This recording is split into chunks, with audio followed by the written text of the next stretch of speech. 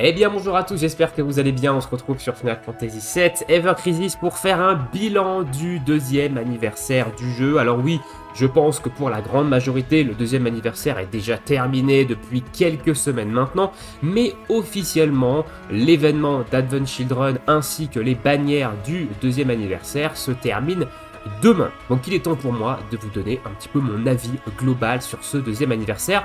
Donc je vous mettrai le timecode en description. On va commencer par les points négatifs, donc le moment sponsorisé Cell français, et on finira ensuite par ce que j'ai trouvé d'intéressant dans ce deuxième anniversaire et ce que je trouve encourageant aussi pour l'avenir du jeu. Écoutez, c'est parti! Moment sponsorisé par le Cell français, les points négatifs de ce deuxième anniversaire. Et globalement, j'ai trouvé ce deuxième anniversaire feignant.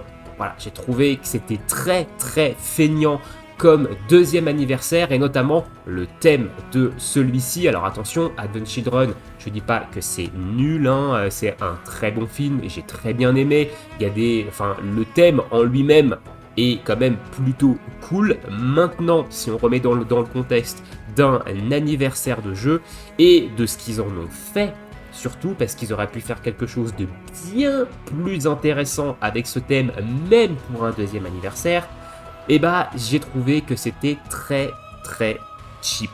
Alors, la story, ils auraient pu faire un effort. La story de l'événement, clairement, ils auraient pu faire un effort là-dessus, d'autant qu'on sait que la story de l'événement Advent Children ici va arriver, en fait, va être transférée dans la partie story du jeu, en fait, tout simplement, pour permettre aux joueurs qui arrivent plus tard de profiter, en fait, de cette story. Et bah, cette story-là, elle est même pas travaillée correctement. Ils ont juste pris des bouts du film qu'ils ont collés, en fait, dans les différents stages de la story. Il n'y a eu aucun retravail, il n'y a eu aucune modélisation de certains personnages clés du film. On n'a même pas de modélisation dans le jeu de Kadaj et de ses acolytes. À aucun moment on se combat contre eux.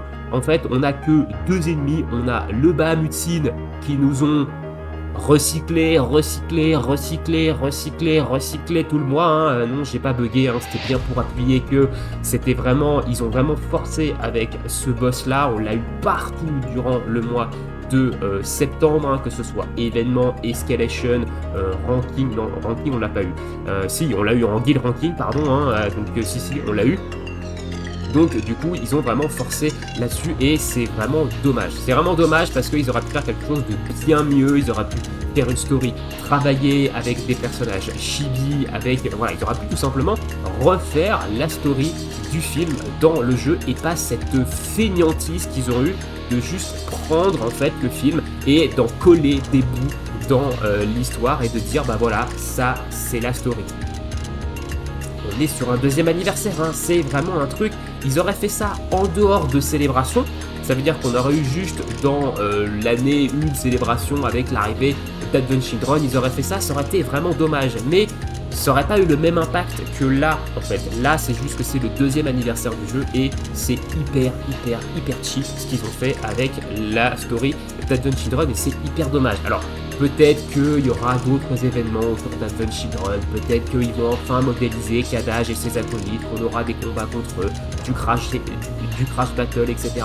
On n'en sait rien, je ne vais pas prendre ces théories dans mon avis ici, je juge ce que j'ai à l'écran, et à l'écran c'est hyper cheap au niveau de la story de cet événement, et c'est dommage parce que ils auraient pu, malgré que pour moi le thème d'Advent Children soit la solution de facilité pour ce deuxième anniversaire, ils auraient pu faire quelque chose quand même de bien meilleur pour ce thème là. Donc au niveau du thème, voilà, je pense que je vais fermer évidemment le chapitre du thème d'Advent Children ici, du moins au niveau de la story, parce que maintenant on va passer à la deuxième partie en fait de ce thème, c'est les costumes qui ont fait leur arrivée avec ce thème là, donc les costumes qui étaient proposés dans les bannières ici, et forcément, vu que c'est un thème avec des costumes qui sont déjà proposés, il n'y a aucune création originale pour ce deuxième anniversaire, donc c'est le deuxième point en fait que je trouve ultra cheap pour un deuxième anniversaire, c'est qu'il n'y a aucune création. Vous voyez à l'écran ici le fond d'écran du premier anniversaire où on avait une vraie création autour des costumes, on avait un vrai thème avec des costumes autour de Bahamut, etc. Une vraie création. Là, pour ce deuxième anniversaire, il n'y a aucune création parce que les costumes, les designs des costumes existaient déjà, vu qu'ils sont tirés évidemment du film. Donc c'est le deuxième point dommage vraiment avec ce thème d'Advent Children pour le second anniversaire, c'est qu'il n'y a aucune originalité pour la plus grosse célébration en fait de l'année. Donc ça c'est évidemment très dommage. Donc voilà un petit peu globalement sur le thème, la story que j'ai trouvé hyper cheap, qui a été vraiment balancée comme ça, histoire de dire vous avez la story, voilà, terminé, bisous. Et derrière, évidemment, le fait que l'on soit sur le deuxième anniversaire et qu'il n'y ait aucune création originale pour ce deuxième anniversaire au niveau des costumes, au niveau des armes, etc. Maintenant, on va parler du deuxième point sel de ce deuxième anniversaire, c'est le nouveau personnage. Et le nouveau personnage, évidemment, c'est Sephiroth, adulte en version adulte, donc un doublon du personnage jeune, enfin du moins un doublon de personnage, vu qu'on a deux Sephiroth maintenant dans le jeu, la version jeune et la version adulte, et encore une fois, choix de la facilité. Ils auraient pu sortir des personnages beaucoup plus originaux, on aurait pu avoir, je sais pas, par exemple Kadaj, on aurait pu avoir Kadaj en personnage jouable qui arrivait avec le thème Advent Children. Ça aurait été beaucoup plus intéressant en termes d'originalité que nous sortir évidemment la version adulte de Sephiroth, évidemment. Donc ils l'ont fait parce que selon le sondage, c'était ce que les joueurs voulaient le plus, etc.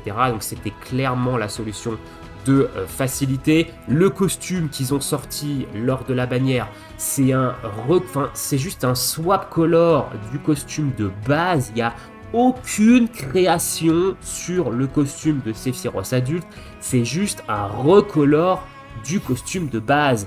Enfin, je sais pas si vous vous rendez compte un petit peu le niveau de fainéantise sur lequel on est ici. Vous voyez, ça c'est le costume de base. Si je l'enlève, ça c'est le costume qu'on a invoqué, pour lequel on a dépensé des cristaux. C'est un recolor du costume de base.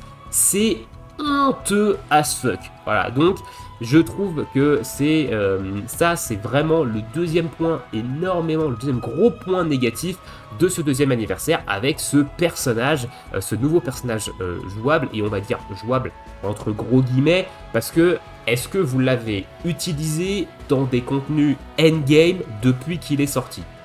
On parle pas de le sortir pour faire du farming auto ou pour faire des trucs hyper faciles du jeu. On parle de sortir le personnage dans des contenus difficiles, dans des contenus endgame. On parle de crash battle, ici on parle potentiellement de ranking en top classement, donc on parle de contenu quand même haut niveau, on parle de tour brutal, etc. Est-ce que vous avez utilisé le personnage? De mon côté, je ne l'ai pas du tout sorti dans des contenus qualifiés de contenu haut niveau endgame. Actuellement, le personnage est juste injouable dans ce genre de contenu-là parce qu'il a un kit beaucoup trop restreint. Et en plus de ça, si vous n'avez pas des doublons sur ces LB qui sont sortis, et notamment l'une des deux, pas son arme feu, mais l'autre qui a un nom imprononçable, je ne prononcerai pas son nom, mais je vais vous la montrer, c'est celle-ci. Si vous n'avez pas au moins OB6 sur cette arme-là, c'est compliqué de le sortir en support DPS. Voilà. Donc le perso a vraiment un kit extrêmement restreint parce qu'il n'a que 5 armes à sa disposition, dont la Masamune qu'il faut OB10 d'ailleurs pour qu'elle soit intéressante. Il n'a que 5 armes à sa disposition, 2 sont des armes limitées qu'on ne reverra pas tout de suite, donc on a potentiellement, si vous n'avez pas assez invoqué sur le personnage, vous n'allez avoir que 3 armes et vous allez du coup jamais l'utiliser. Donc c'est franchement dommage cette carte qu'ils ont sortie, juste pour dire regardez, on vous sort Sephiroth adulte, voilà, vous êtes content, mais voilà, vous n'allez pas pouvoir l'utiliser globalement très souvent, et en plus de ça, on ne peut pas l'utiliser en même temps que le Sephiroth jeune. Certains disaient que cette restriction allait sauter assez rapidement. on arrive quand même fin octobre, donc ça fait 2 mois que le personnage va bientôt être sorti, et la restriction n'a toujours pas sauté, hein. Donc à mon avis, elle ne sautera même jamais, cette restriction-là. Donc quid de ça, vous ne pouvez pas l'utiliser avec Sephiroth jeune. Donc ça, en plus de ça, pour les fans du perso, ça restreint énormément en fait son utilisation. Donc malheureusement c'est un deuxième choix de fainéantise, voilà, donc de choix de la facilité au niveau du nouveau personnage jouable, et qui en plus de ça n'est pas très intéressant, voilà, globalement au niveau du team building, parce que on va pas s'en servir beaucoup. Et en plus de ça, j'ai une théorie sur ce personnage là au niveau de ses armes notamment, c'est que ils ont annoncé que les armes qu'on a eu à l'anniversaire, les 2 armes LB, ce seraient les seules armes qu'il aurait de l'année de 2025. Si vous voulez avoir une bannière sur ce personnage-là, il faudra potentiellement attendre 2026. Donc c'est comme ça qu'a été compris évidemment la phrase qu'ils ont dit. Peut-être que c'est faux, attention à prendre quand même avec des pincettes ce que je dis là, mais globalement il y a des chances que ce soit le cas. Et moi je pense que Sephiroth adulte n'aura même que des armes limitées. Il n'aura que des LB en armes, en nouvelles armes, qu'il n'aura pas d'autres armes featurées, et que ce sera un personnage ultra premium, et que si vous voulez le sortir, il va falloir pull sur ses armes LB. Voilà, donc ce n'est qu'une théorie, personnelle ici. Ça se trouve, je me trompe, il va avoir des armes featurées, etc. On le saura évidemment dans l'avenir, mais voilà, je suis assez déçu globalement de ce deuxième anniversaire pour ces 2 grosses raisons-là. Le thème qui a été évidemment bâclé avec le thème d'Advent Children, et le nouveau personnage jouable qui est la solution de facilité, et qui en plus de ça est bien trop restreint actuellement au niveau building, et qui ne servira peut-être pour certains d'entre nous jamais, on ne le sortira sûrement jamais. Donc c'est quand même assez dommage d'avoir hype en fait une communauté avec ce personnage là pour le rendre très peu jouable dans les contenus qualifiés de endgame. Alors certains sont peut-être ultra contents de jouer Sephiroth adulte pour appuyer sur mode automatique dans la majorité des contenus. Peut-être, ça c'est évidemment votre plaisir personnel, ça reste mon avis ici, et ça reste franchement grandement subjectif, mais je trouve ça un petit peu dommage. Voilà, au niveau des 2 gros problèmes, des 2 gros points noirs que j'avais à dire sur ce deuxième anniversaire de FF7. On va maintenant passer à des choses un petit peu plus positives. Voilà, un petit peu plus de positivité sur ce deuxième anniversaire, parce qu'il y a des choses que j'ai bien aimées, que j'ai trouvé vraiment très cool pour ce deuxième anniversaire. Et on va commencer par un événement qui, je pense, ne fait pas l'unanimité au niveau de la communauté, c'est le Trial of the Summoned Fury. J'ai adoré cet événement. Voilà, évidemment c'est subjectif, c'est mon avis ici. J'ai adoré cet événement-là, j'ai adoré refaire les combats des différentes invocations avec une partie physique et une partie magique. Ça a demandé un petit peu de team building, etc. Franchement, j'ai vraiment kiffé cet événement. J'ai trouvé cet événement vraiment très cool. Les récompenses étaient également très intéressantes parce qu'on avait 2 armes et 2 tickets pour choisir des armes limit break ici, et dans ces choix là il y avait même les armes du demi-anniversaire de cette année, ce qui m'a permis de récupérer notamment les gants de Tifa, donc ça c'était vraiment très cool. C'était un événement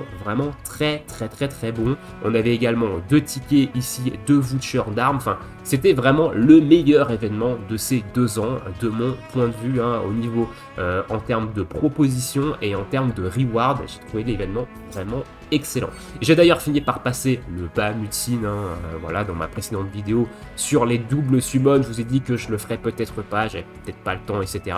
Bon, je vous avoue que j'ai claqué 3 vouchers d'armes pour passer l'arme de Cloud, donc l'arme magique de glace de Cloud au B10, et pour pouvoir lui rouler dessus. Pas pour, j'avais pas envie de tryhard 100 000 ans, mais du coup j'ai quand même passé ce combat là, qui était le combat j'ai trouvé le moins intéressant globalement de l'événement. Le combat était pas très intéressant, mais pour le reste j'ai vraiment kiffé cet événement là. Alors petit quid quand même de cet événement, parce que comme j'ai dit, il fait pas l'unanimité au niveau de la communauté, c'est c'est les nobles memories des doubles invocations qu'on pouvait, grâce à cet événement, passer jusqu'au niveau 10, mais malheureusement, les niveaux 2 et, les niveaux 3 du moins, n'étaient pas forcément accessibles à tout le monde. Même pour des joueurs Day One, évidemment, c'était pas spécialement très accessible en termes de difficulté. Il y a certains joueurs qui ont dû du coup faire l'impasse sur ça. On ne sait actuellement pas ce que vont advenir ces nobles memories. Voilà, l'événement est terminé, on en saura peut-être plus demain, voilà, parce que normalement tout devrait partir demain, voilà.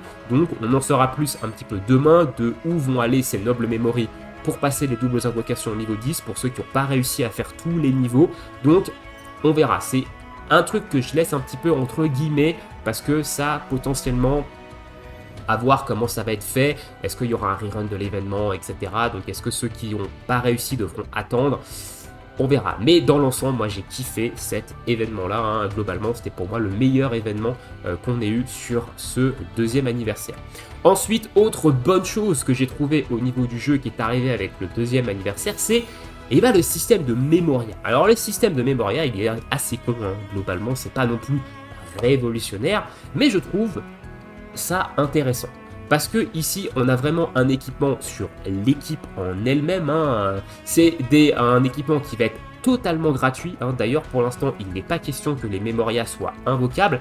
C'est des trucs qu'on va farmer dans les différents événements. Et chaque Memoria apporte quelque chose. Elle va habiller un petit peu le team building. Elle nous permet également de passer le max d'ATB à 10. Donc ça permet dans des combats où on doit un petit peu tempo de pas être stacké en fait, enfin de pas être bloqué à 7 d'ATB. Ici on a 3 ATB de plus, donc ça laisse un petit peu plus de flexibilité au niveau du combat, surtout qu'on a maintenant des mécaniques qui nous donnent de l'ATB directement, on a les mécaniques de hâte également, donc ça permet de ne pas avoir d'ATB potentiellement gâché, d'avoir cette augmentation à 10 barres d'ATB dans le combat. Donc ça c'est très très cool. En plus de ça, on a chaque Memoria a des caractéristiques particulières. On a également des statistiques de base qui sont apportées, qui vont donner un petit peu plus de facilité pour pas mal de joueurs dans certains contenus, parce qu'on a quand même des grosses stats défensives qui arrivent, hein, ici les 150 de def ou de def physique ou de def magique, en fonction évidemment de la Memoria que vous allez utiliser, les 3000 HP qui ramènent de la tankiness, l'attaque évidemment, la P-attaque ou la M-attaque qui va vous donner un petit peu plus de DPS et accès à des stats de DPS beaucoup plus hautes un petit peu plus facilement. Donc vraiment, je trouve ce système de Memoria très très très très bon. Donc ça c'est vraiment un point positif également pour l'anniversaire, hein, de manière globale là-dessus. Voilà un petit peu, donc globalement c'est un peu les deux choses, les deux gros points noirs que je vous ai évoqués, et les deux gros points positifs de l'anniversaire pour moi, c'est l'événement du Trial of Summon Fury et le système de Memoria. On va maintenant passer à un point, donc au dernier point d'ailleurs de cette vidéo. Alors j'ai squeezé pas mal de choses, hein, au niveau de l'anniversaire. Je suis vraiment allé à l'essentiel des gros points noirs et des gros points positifs. J'ai pas parlé un petit peu de tout ce qui est à côté, mais globalement voilà un petit peu ce que je peux vous dire au niveau du positif et du négatif. On va parler du coup maintenant quelque chose d'un petit peu plus mitigé ici, parce que c'est vrai que avec ce deuxième anniversaire, on a vu l'arrivée d'un format de bannière. Voilà, donc on va parler du format ici de bannière du deuxième anniversaire, avec notamment des triples bannières ici. Donc des bannières avec 3 armes LB, hein, et également avec une arme ultime différente sur chacune d'elles. Sur la première, on avait l'arme ultime de Cloud, et sur la deuxième, on avait l'arme ultime de Sephiroth adulte. Donc ici, on a 3 armes LB, hein, on a la Fusion Sword de Cloud et 2 armes LB pour Sephiroth adulte, et sur la deuxième arme, sur la deuxième bannière, on avait l'arme de Tifa, l'arme de Luffy et l'arme de Sephiroth, ainsi que les 3 costumes, hein, de ces différents persos. On avait 2 costumes sur ces bannières-là. On a ici un format de bannière sur lequel je suis un petit peu mitigé, quand même, parce que d'un côté, ça devait arriver. Voilà, on va pas se mytho, le fait qu'il y ait des personnages qui arrivent dans le jeu, des nouveaux personnages, s'ils veulent apporter de la diversité en termes de bannières, en termes d'armes, à un moment donné, on est obligé de passer sur des bannières avec 3 armes pour 3 personnages différents. C'était un peu inévitable. Alors, est-ce que c'est la bonne solution? Peut-être pas, hein. Honnêtement, peut-être qu'il y a d'autres formats, peut-être plusieurs bannières différentes, 3 bannières différentes, 3 persos différents. On choisit le perso qu'on a envie d'invoquer. Ça serait peut-être mieux que de nous balancer une bannière avec 3 armes dedans. Voilà.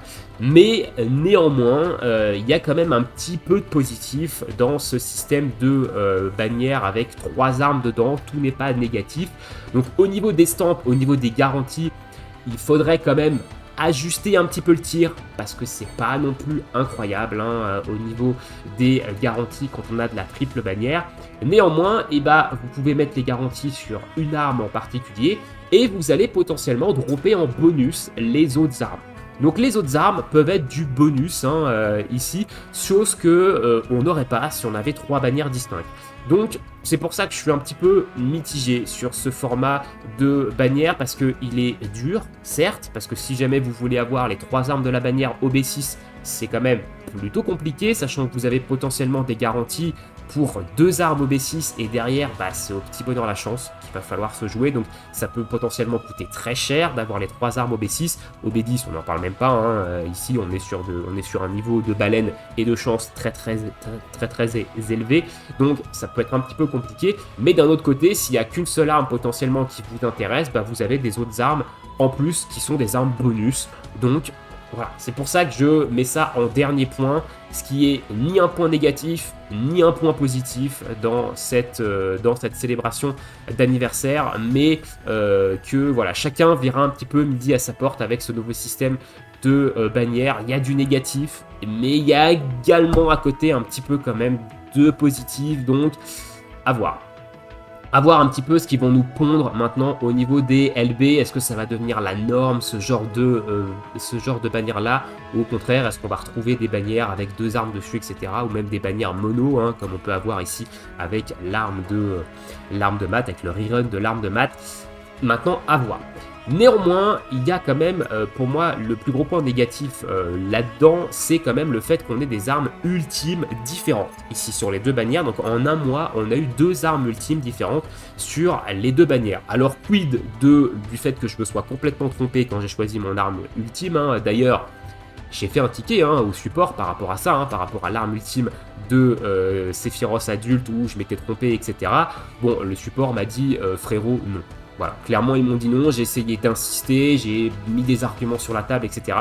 Ils m'ont clairement dit non, et à côté, ils ont offert des Makogem cooldown du 2e anniversaire à une partie des joueurs pour un certain problème, etc. Bon, leur service client, il est désastreux. Hein. Honnêtement, on est vraiment, c'est vraiment quand ils ont envie et ils se payent un peu notre gueule globalement. Donc voilà, bon, je m'attendais pas à avoir une réponse positive, mais là quand même, ils se sont quand même un petit peu foutus de ma gueule, même si le problème, la faute à la base, elle vient de moi. C'est moi qui me suis trompé d'armes ultimes en échangeant mes Makogem. Mais du coup, c'est vrai que d'avoir 2 armes ultimes différentes sur les 2 bannières, c'est quand même pas fou. C'est pas fou, et le système d'armes ultimes, voilà, il faudrait qu'il le revoie un petit peu, notamment l'acquisition des armes ultimes, parce que c'est quand même un système qui est très compliqué. Ça veut dire que si les taux de drop sont hyper bas, et la pitié est à 90 000 cristaux, et une fois que la bannière est passée, c'est quasiment impossible d'obtenir l'arme ultime, sauf évidemment célébration particulière avec des Makogem universels, tout ça, mais du coup c'est vrai que ce système d'armes ultime, faut vraiment qu'il le revoie, surtout qu'on risque potentiellement, vu que bientôt on va avoir tous les personnages qui vont avoir au moins une arme ultime, il reste actuellement que Sid qui n'a pas son arme ultime dans le jeu, et une fois que Sid aura eu son arme ultime, ce qui risque d'arriver potentiellement en novembre, potentiellement on risquerait d'avoir des armes ultimes numéro 2 pour les personnages. Donc si le système reste ainsi, ça va devenir quand même assez compliqué, surtout que certaines armes ultimes sont vraiment très puissantes et rendent vraiment certains persos vraiment très forts, et sans ces armes ultimes, il y a certains persos qui sont un petit peu moins puissants, on va pas se mytho. Voilà, donc ça c'est vraiment le plus gros point négatif dans ces bannières ici, c'est le fait d'avoir eu 2 armes ultimes différentes sur les 2 bannières de l'anniversaire. Mais au niveau du format, comme j'ai dit, il y a du positif, il y a du négatif, chacun voit un petit peu. Moi je suis assez mitigé là-dessus, c'est vrai que d'avoir des armes en bonus c'est cool, mais d'un côté si on veut focus des armes spécifiques, si on veut focus les 3 armes, si on veut les 3 armes OB6, bon, c'est compliqué, c'est très compliqué, évidemment il faut faire des choix. Ici, dans ces invocations, on va avoir beaucoup de luck ou beaucoup d'argent à dépenser au niveau du jeu. Voilà un petit peu. Au niveau de mon avis sur ce 2e anniversaire, je pense que j'ai globalement fait le tour. Je vous ai parlé des plus gros points noirs, de mes plus gros points positifs sur ce deuxième anniversaire, du point un petit peu plus mitigé avec le format de bannière. Donc je vais terminer évidemment par un avis global, hein, évidemment, de tout ça. Et bah, mon avis global, c'est que c'était pas ouf. Voilà, c'était quand même moyen bof, malgré le fait que j'ai kiffé l'événement des Summon Fury, que le système de Memoria est cool. Les gros points noirs de l'anniversaire, hein, que j'ai cité en début de vidéo, pour moi font de l'ombre à toute la célébration, malheureusement. Donc j'ai pas non plus trouvé ça vraiment dingue, et j'espère qu'ils se rattraperont un petit peu pour la suite, parce qu'il y a des choses qui sont quand même un petit peu encourageantes, hein, avec ce système, avec des choses qu'ils ont mis en place, et notamment le système de Memoria. On verra par la suite. On a également le système de talent de l'ennemi qui devrait arriver également en novembre, hein, où on aura maintenant des compétences de certains ennemis qu'on pourra utiliser en limit break. Donc on verra un petit peu comment c'est amené au niveau du jeu et ce que ça va apporter. Mais il y a des choses quand même assez encourageantes globalement pour la suite du jeu. Mais voilà, les deux gros points noirs de cet anniversaire évidemment font de l'ombre, de mon côté du moins, sur mon avis global, sur l'ensemble de cet anniversaire que j'ai trouvé pas dingue et que j'ai trouvé vraiment bof dans sa globalité. Voilà, dites-moi dans l'espace commentaire ce que vous avez pensé globalement de cet anniversaire. Vous avez évidemment le droit d'avoir kiffé. Comme j'ai dit, ça reste mon avis de manière globale, donc c'est un avis, donc c'est forcément très souvent subjectif, hein, ici, donc n'hésitez pas à me partager tout ça dans l'espace commentaire. Et sur ce, je vous souhaite à tous une très bonne journée, une très bonne soirée. On se retrouve demain pour les news, hein, sur le jeu. Et sur ce, ciao ciao.